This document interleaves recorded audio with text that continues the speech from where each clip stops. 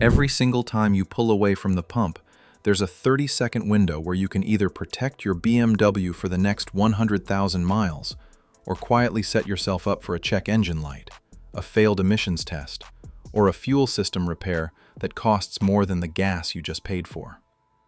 And the mistake almost every BMW owner makes has nothing to do with which pump you choose or how much you spend. It happens after the nozzle clicks off.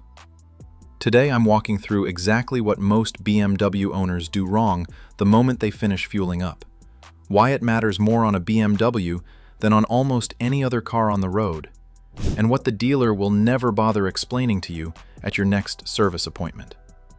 None of these mistakes require you to spend more money, buy some special product, or change your route to a different gas station out of your way. They're just habits, the kind almost every driver picked up from whatever car they owned before this one. And BMW's fuel and emissions systems simply don't forgive them the way a lot of other cars do. Stick around because mistake number 4 is the one that quietly costs BMW owners the most over time, and almost nobody connects it back to what happens at the pump. Mistake 1. Topping off past the click. This is the big one, and it's almost universal. The pump clicks off, telling you the tank is full. And then out of habit, people squeeze the handle again for a few more cents of gas, trying to round up to an even dollar amount, or just get every last drop in there. On a BMW, this is one of the worst things you can do to your fuel system. When the nozzle clicks off, that's not a suggestion.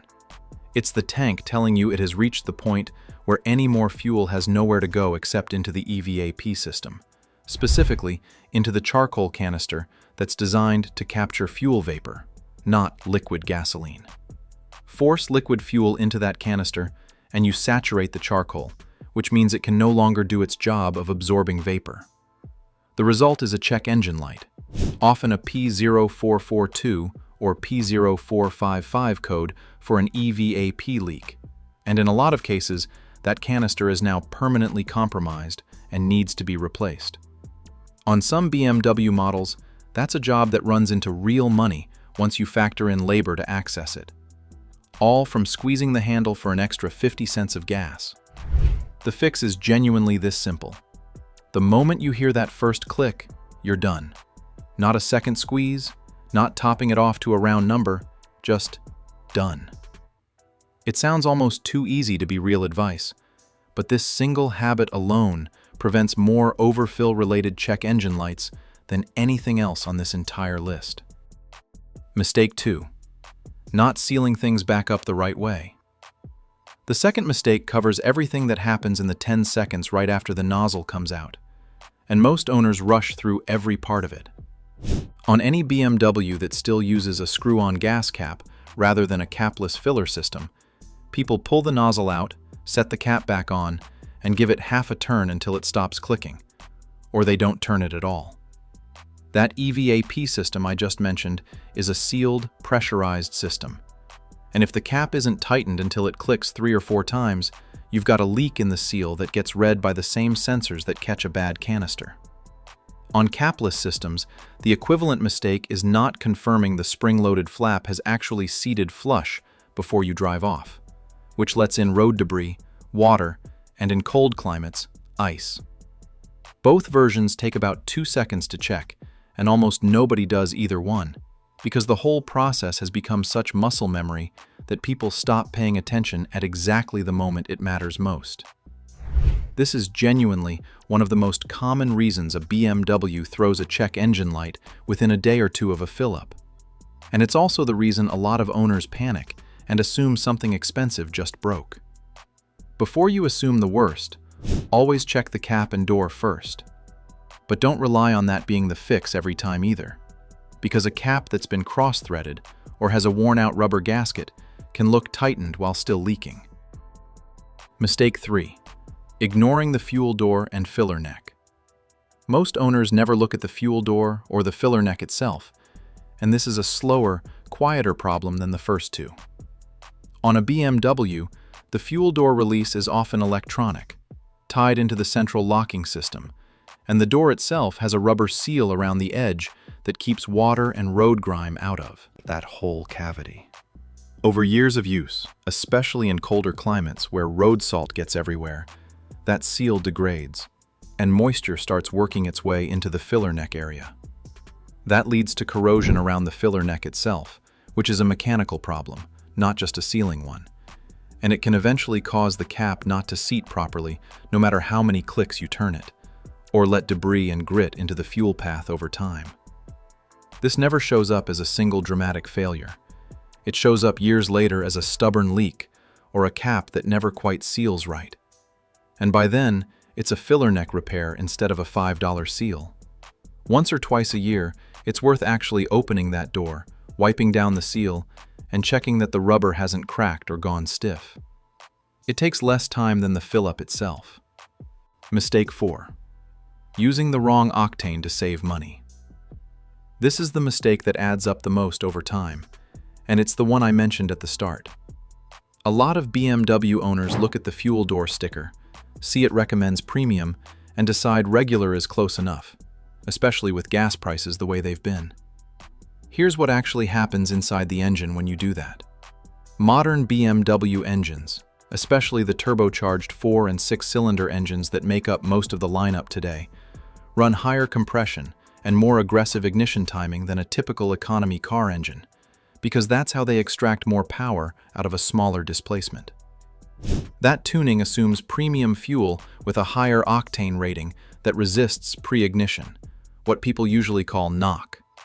Put in regular fuel, and the engine's knock sensors detect that early combustion, and the ECU pulls back timing to protect itself. To be fair, that knock control system does a genuinely good job of protecting the engine under normal, day-to-day driving. So this isn't a situation where one tank of regular is going to hurt anything. But you do lose power and fuel economy immediately, which cancels out most of the money you thought you were saving. And over many years of consistently running lower octane than the engine was tuned for, especially under load, towing, hard acceleration, hot weather, that repeated timing pullback adds a bit more stress to pistons, rings, and bearings than the engine was designed around. It's not one dramatic event. It's a small tax paid on thousands of combustion cycles. And here's the part almost nobody thinks about. The engines that make it to 200,000 miles, and the ones that get parted out at 90,000, were built on the exact same assembly line. The difference almost always comes down to small decisions made over and over again, and fuel choice is one of the few that's completely within your control. Mistake 5. Filling up right after a tanker truck makes a delivery. Here's one almost nobody thinks to watch for. When a delivery truck fills a gas station's underground tanks, it stirs up years of sediment and water that normally sits settled at the bottom. For the next hour or two, whatever's floating in that tank, rust particles, dirt, condensation, gets pulled straight into whatever car happens to be fueling up. On most cars, this is a minor annoyance. On a BMW with a direct injection system running extremely tight tolerances and a fuel filter that isn't meant to be serviced on any kind of regular schedule, that contamination is a bigger deal. It's the kind of thing that shows up months later as a rough idle, a hesitation under acceleration, or an injector that's suddenly less happy than it used to be. And almost nobody traces it back to the one fill-up where the tanker truck happened to be parked at the station. If you see a delivery truck at the pump, or one just pulling away, it costs nothing to drive to the next station instead. Mistake 6. Skipping top-tier fuel to save a few cents per gallon. Not all gas stations sell fuel with the same detergent package, even at the same octane rating. Top tier is a certification standard that a group of automakers, BMW included, actually helped create. And it requires a higher concentration of detergent additives that keep intake valves and fuel injectors clean over time.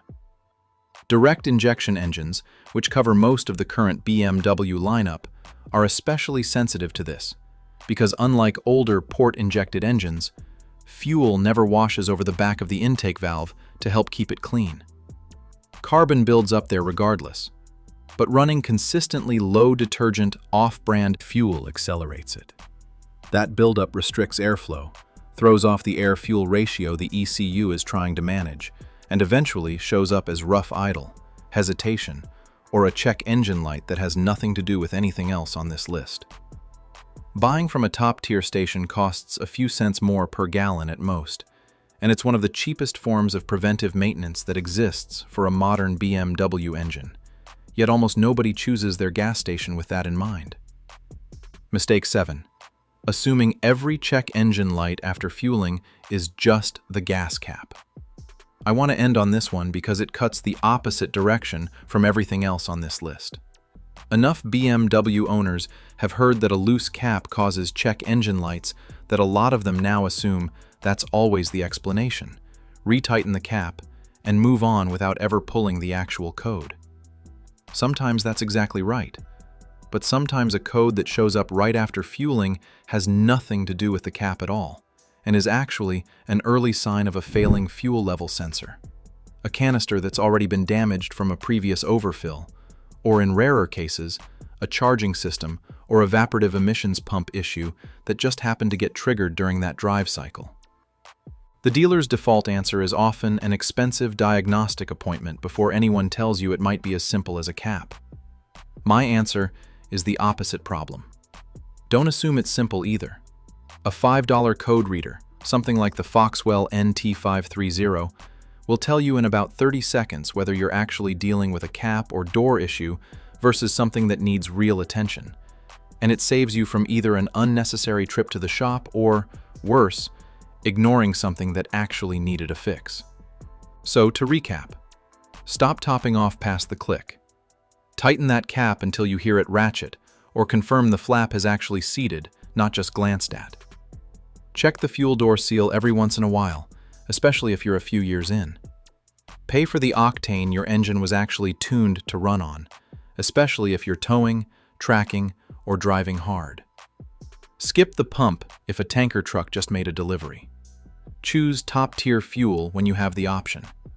And when a light does come on, check it instead of guessing in either direction. None of this is complicated, and none of it costs extra money beyond what you're already spending at the pump. And in most cases, it costs you nothing at all beyond a few extra seconds of attention. It's just about breaking a few habits that most owners never think twice about, because nobody ever explained why they mattered in the first place, and because most of this never comes up until the dealer is already writing an estimate.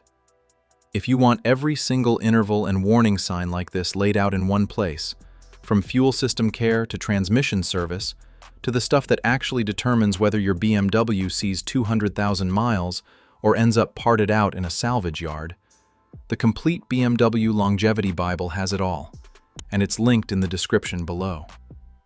If this saved you from a mistake you've been making without realizing it, let me know in the comments, and I'll see you in the next one.